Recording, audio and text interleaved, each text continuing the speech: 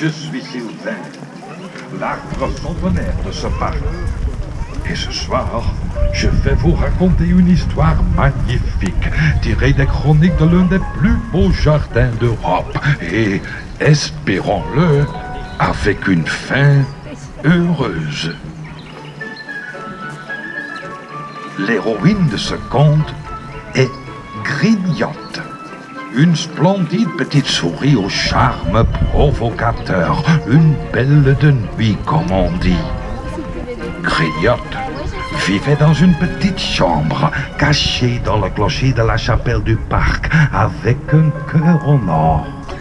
Seuls les oiseaux connaissaient son existence et une fois par an, ils venaient lui rendre visite par une ouverture dans la tour pour gazouiller et piou-piouter joyeusement. Fort de joie, Grignotte glissait, sautait et dansait dans la tour, accompagnée par la mélodie rythmée d'une douzaine d'oiseaux. Quelle fête, quel bonheur! C'est à ce moment précis que se produisit l'inattendu. Un oiseau heurta le cadran magique de la tour de la chapelle. Une des aiguilles se brisa et le temps s'arrêta. La tour commença à craquer et un vent glacial recouvrit toute une épaisse couche de glace. Les oiseaux du parc furent maudits. Ils eurent très froid et cessèrent de chanter. Ils furent pris dans une tempête violente, affrontant les pires rafales de vent et des eaux énormes. La visibilité était nulle et ils craignaient que leur bateau ne se fracasse contre les falaises. Mais soudain, cette mer agitée se calma. Excusez-moi, monsieur le poisson fabuleux. Pouvez-vous éclairer le parc dans les plus belles couleurs? Ainsi peut-être que les oiseaux retrouveront un tout petit peu de courage. Le parc s'illumina, inaugurant ce qui serait la première nuit lumineuse. L'eau autour de Fabio, le poisson fabuleux, commença à bouillonner. Fabio cligna de l'œil et l'étang se teinta de vert, la couleur de l'espoir.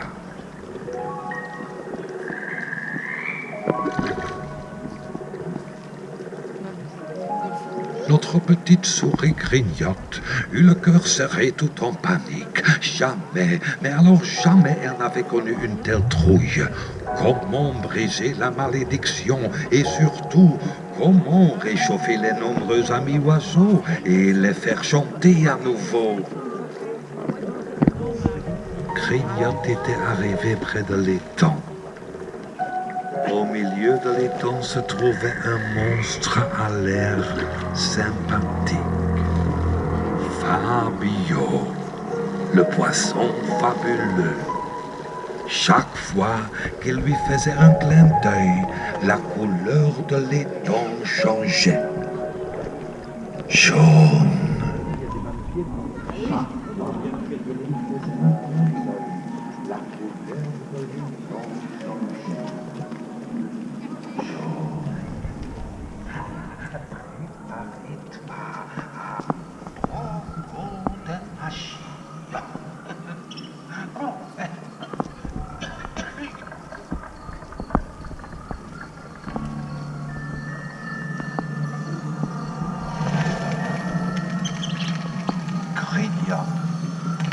Notre charmante petite souris pleine de pensées se trouvait au pied d'un arbre. C'est alors qu'elle aperçut soudain, telle une ombre se détachant sur le fond de la lune, le hibou, le sage. Elle avait les yeux fixés au loin, comme perdue dans ses pensées. Malgré tous ses efforts, malgré son application, il ne parvenait plus à faire résonner son cri habituel. Oh, non, non, oh, oh, oh, oh, oh, oh, oh, je peux peut-être vous venir en aide. L'horloge magique dans la tour est cassée et ne peut être réparée. Le singe. Il avait les yeux fixés au loin, comme perdu dans ses pensées. Malgré tous ses efforts, malgré son application, il ne parvenait plus à faire résonner son cri habituel. Peut-être à vous venir en aide. L'horloge magique dans la tour est cassée et ne peut être réparée que par la magie. Et entre-temps, le temps s'est arrêté. Mais cela grignote, peut aussi avoir ses avantages. Tout ce qui vit dans le parc semble maintenant inanimé, mais durant une telle nuit hors du temps, les objets commencent parfois à prendre vie de manière magique. Et ils pourraient sans doute offrir de judicieux conseils.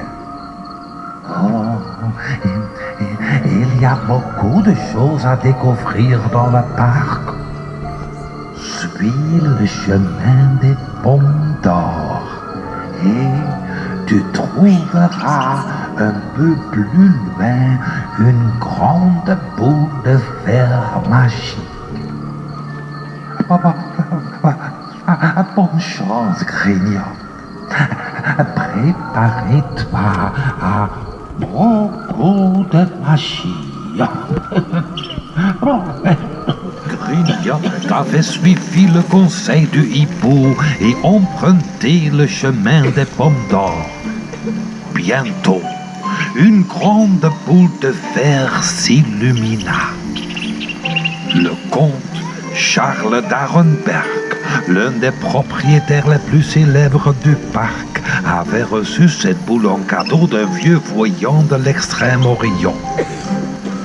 Lorsque notre Grignotte, une souris quelque peu coquette, se mira dans ce miroir sphérique, celui-ci se mit à lui parler. Le parc est plein de magie. Bien caché, tu verras. D'abord, le miroir pour toi chante sa plus belle voix. Puis le dragon te réchauffe, crachant son feu ardent. Et enfin, le sablier nous ramène au bon moment. Mais toi, courageuse souris au cœur si pur, tu deviens un héros, aimé de tous, c'est sûr.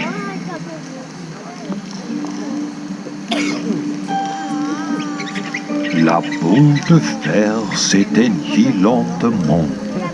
Était-ce la clé de la solution?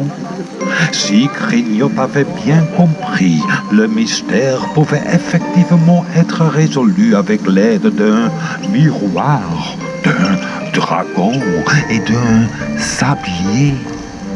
Le parc était-il réellement rempli de magie? La véritable aventure pouvait commencer.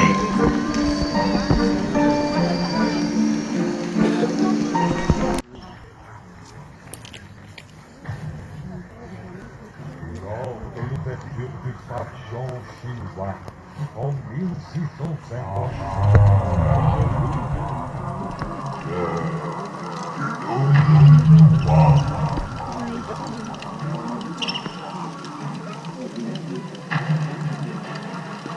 Lors de l'ouverture du pavillon chinois En 1657, les princes d'Arenberg reçurent en cadeau un gong magique tout en bronze.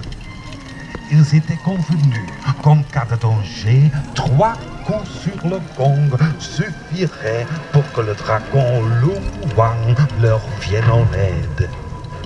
Heureusement, cela n'avait jamais été nécessaire. Mais Lu Wang aimait faire exception à l'occasion de festivités au parc d'Anguien. Il produisit alors les plus jolis feux d'artifice.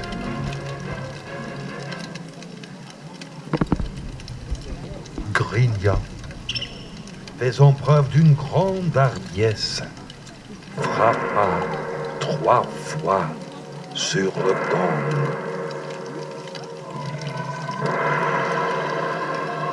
Un énorme dragon apparut alors, se frayant gracieusement un chemin à travers les arbres. Pouvez-vous m'aider à réchauffer encore les oiseaux? Lui demanda courageusement Grignotte. Charmé par notre petite souris, Lu Wang tortilla son corps, respira profondément et cracha d'énormes flammes à coco.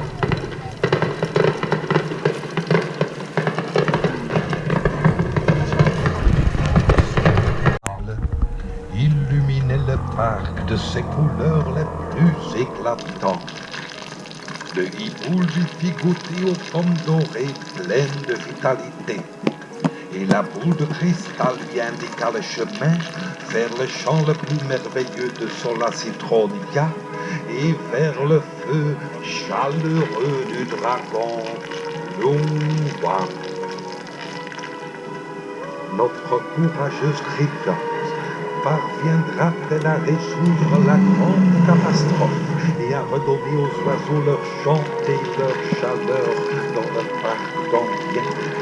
Et, oh oui, le temps était toujours immobile et l'horloge de la bouche de la chapelle ne faisait plus d'éclat. Mais la boule parlait aussi d'un sablier et les grands temps que tout redevienne ce qu'il était autrefois. Il y a du travail à faire et il y a de la magie dans l'air.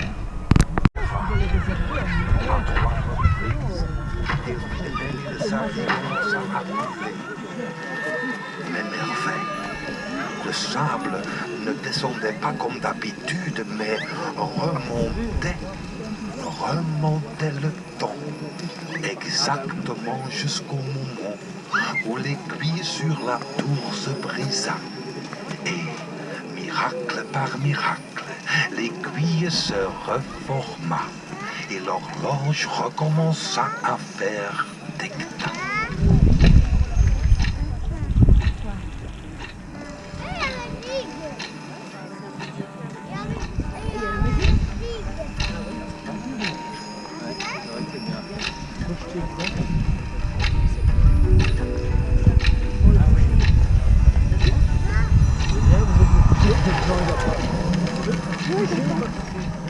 Et effectivement, Grignotte fut agréablement surprise. Ses amis ne l'avaient pas oublié.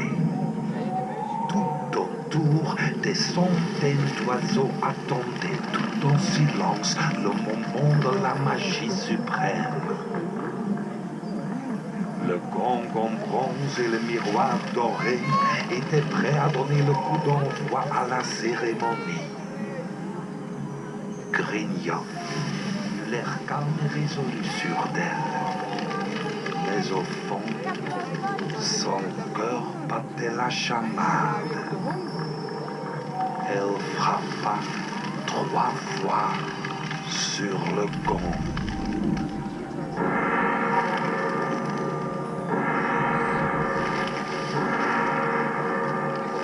Est-ce que le souffle chaud de Lu Wang redonne vie au parc?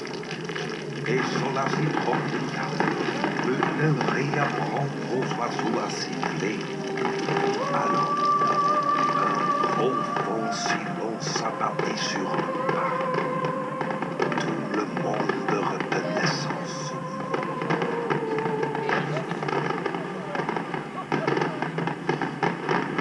Oh, par miracle, tous les petits oiseaux recommencèrent à voltiger et à chanter leur plus belle mélodie. Grignotte rayonnait et les oiseaux pépillaient comme jamais auparavant. Tout est bien qui finit bien. Et, oh oui, pour l'année prochaine, je t'invite avec plaisir à une nouvelle histoire. Pendant une vie tout aussi merveilleuse, lumineuse